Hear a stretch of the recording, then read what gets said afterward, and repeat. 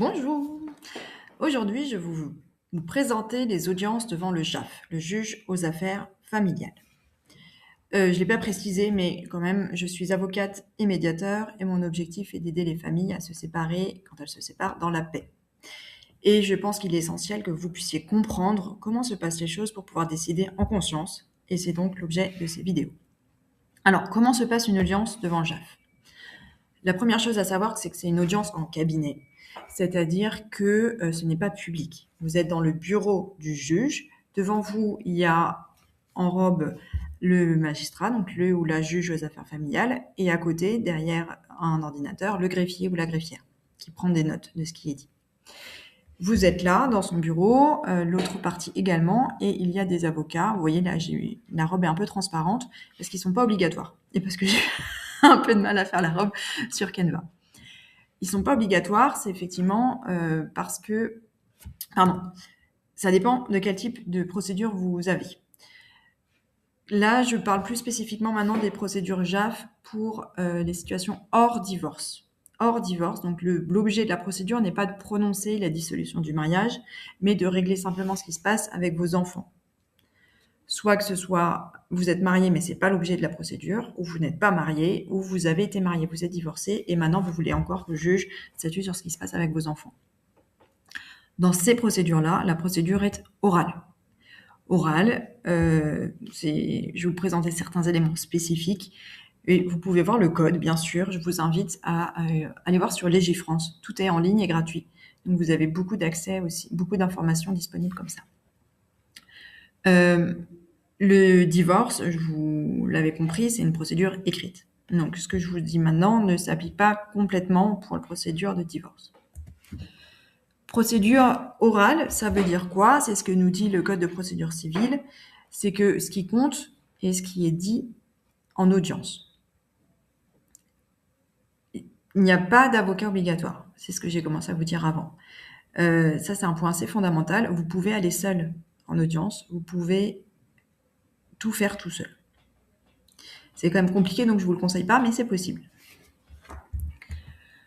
Alors, c'est oral, certes, mais il faut savoir que pendant les audiences, généralement, on a plutôt 2 monologues. Donc, chaque partie qui expose ce qu'elle veut. Et on n'a pas de vrais échanges entre vous à ce moment-là. Et en plus, le juge ne va pas vous laisser parler sur ce que vous avez ressenti au moment de la naissance de vos enfants et de comment ça s'est passé quand la personne n'était pas là pour tel moment important ou qu'il a fait ci ou elle a fait ça. Il veut vous entendre simplement sur vos demandes. Qu'est-ce que vous voulez vraiment?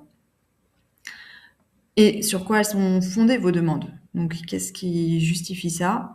Mais en termes des faits pertinents par rapport aux questions juridiques et à ce que lui peut décider en droit. Donc, il va pas tant que ça vous écouter sur vos émotions. C'est pas son domaine de compétence, c'est pas son sujet. Lui, il doit appliquer, il doit trancher en appliquant le droit à votre situation.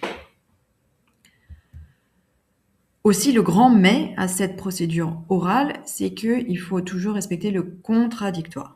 Le contradictoire, donc vous voyez le petit bonhomme que j'ai mis avant avec la question. Pourquoi? Parce que c'est vraiment un principe directeur du procès. C'est-à-dire que c'est un élément essentiel. C'est au tout début du Code de procédure civile et c'est applicable dans toutes les procédures. Vous devez faire connaître à l'autre, en temps utile, tout ce que vous voulez faire valoir pour votre défense ou pour votre demande, pour que lui ou elle puisse aussi préparer sa défense. Donc vous pouvez pas arriver le jour de l'audience avec la bouche en cœur et la fleur au fusil en disant je vais lui balancer les pires horreurs et il pourra rien dire, le pauvre, il sera à sec. Pas possible.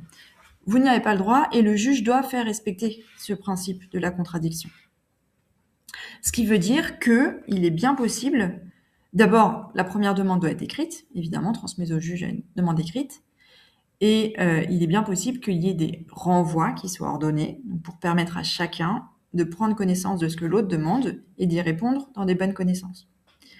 De répondre à la fois sur les demandes et puis sur les faits qui sont allégués et sur les preuves de ces faits.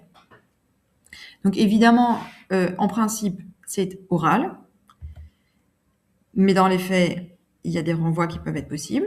Et ce qui fait que ça peut ressembler à ça un peu. Alors, il y a pas mal de choses, mais point de départ, l'une des personnes formule une demande par écrit, envoie au tribunal. Le tribunal enverra un courrier à l'autre pour lui dire il y a une demande qui a été faite, voici, et va fixer une première date d'audience. Entre la demande et la première date d'audience, ça dépend des tribunaux, ça dépend de leur charge de travail des magistrats, etc. Mais on peut compter 2-3 mois. Et là, il y aura la première audience fixée. Je détaille un peu plus la journée de cette audience, mais après.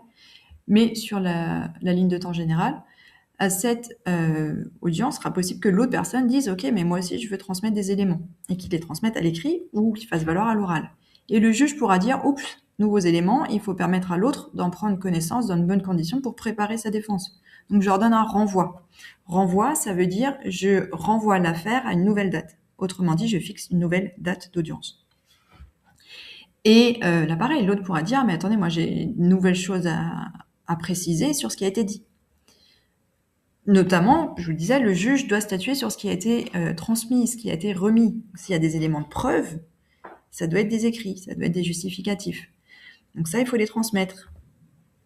Et il peut y avoir comme ça plusieurs renvois, jusqu'à la deuxième, autant d'audience que jugé nécessaire, et sous le contrôle du juge. C'est le juge qui décide s'il y a renvoi ou pas. Et là, on ne sait pas trop, honnêtement, même nous, avocats, on le sait si on connaît bien le juge et qu'on sait si globalement ils veulent que les choses aillent vite en disant procédure orale, vous pouvez en parler à l'oral, ça suffit. Ou s'ils disent plutôt respect du contradictoire de manière très importante, vous devez avoir la possibilité de faire des écrits avec tous vos éléments. Donc, on renvoie. Et à la fin, il y a un jugement. Alors, le jugement, vous voyez, il n'est pas sur une partie d'audience, parce que généralement, le juge ne rend pas sa décision sur le siège, on dit. Donc, il ne rend pas sa décision à la fin de l'audience. Il va juste dire à la fin de son audience, merci, délibéré au, c'est-à-dire, vous aurez mon jugement à, et généralement, c'est 4 semaines, quelque chose comme ça. Et puis après, il y a potentiellement appel, donc ça peut encore durer. Sur la ligne de temps de la matinée, de la journée où vous avez l'audience, vous aurez la plupart du temps les convocations. Alors c'est 8h30 ou 14h30 assez globalement, mais ça peut varier. Sachez que vous n'êtes pas seul à être convoqué à cette heure-là. Il n'y a pas non plus que votre ex et vous. C'est pas que votre affaire. Il peut y avoir beaucoup d'affaires qui sont convoquées à la même heure. Donc vous pouvez attendre comme ça dans la salle des pas perdus, ou dans la salle d'attente du juge aux affaires familiales, jusqu'à ce qu'on appelle votre affaire. Et puis qu'on vous donne la parole dessus, et qu'on donne la parole à l'autre, et après qu'on vous dise merci, délibéré haut. Donc en fait, le vrai temps pendant lequel vous allez parler sera très bref. Et c'est là où il y a une perception d'audience qui sont à la fois, ou de justice qui est à la fois extrêmement lente et extrêmement pas hâtive, pardon, le mot m'échappe. Hop, je vais pas retrouver mon mot, tant pis. C'est avec arbitraire, c'est pas arbitraire, mais qui va vraiment très vite, précipité, où on n'a pas le temps de faire valoir les choses. Cette impression, il y a de fortes chances que vous la ressentiez à la fin d'une audience. Donc attention à attendre les bonnes choses de l'audience devant le JAF, à ne pas vous tromper d'attente. Et évidemment, ce qui compte quand même pour vous, probablement, c'est de pouvoir vous sentir entendu. Et ça, c'est probablement pas devant cette audience-là. Je voudrais faire un petit focus aussi là-dessus, sur le temps, parce que là, on a parlé du début, de la fin, de comment ça se passe pendant le début de la fin de la procédure, de comment ça se passe chaque audience en soi. N'oubliez pas quand même que ce temps est finalement un temps relativement limité quand même sur toute votre vie, et notamment sur tout ce que vous aurez à vivre après. J'évoquais déjà le fait que si l'un de vous deux n'est pas satisfait du résultat, il y a des chances qu'il y ait un appel. Ou s'il n'y a pas un appel, que le résultat soit finalement pas faisable en pratique ou soit pas correct, et que au bout d'un certain temps, il y ait de nouveau une demande devant le juge pour qu'il fixe autre chose que ce qui a été fixé jusqu'à présent.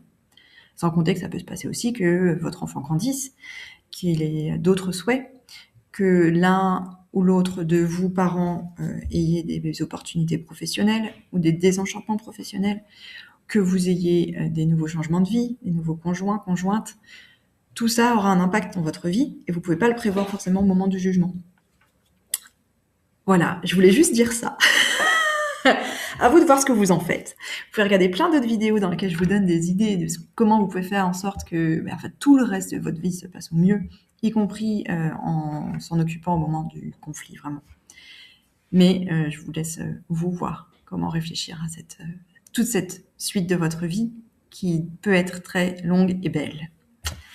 Je vous souhaite vraiment tout le meilleur et puis n'hésitez pas à me contacter et à contacter d'autres personnes, c'est aussi très bien, mais en tout cas d'œuvrer à faire en sorte que ça se passe bien dans votre famille. Au revoir.